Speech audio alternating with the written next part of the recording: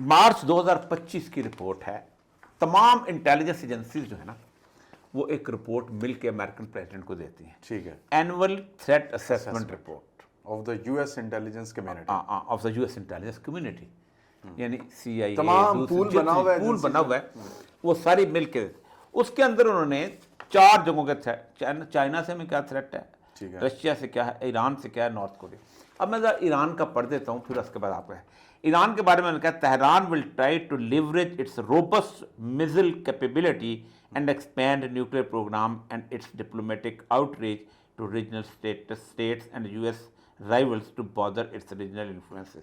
अच्छा, एक तो ये है कि ईरान अपना जो मिसाइल प्रोग्राम को करेगा, और ये Tehran will continue its efforts to counter Israel and press the United States to leave the region by aiding and arming its loose consortium of like minded terrorist and militant actors known as the axis of resistance. ठीक है। वो कहता ये है कि Iran करेगा ये कि प्रॉक्सीज जो उसकी चल रही हैं उसके हिसाब से आगे वो लेके आएगा।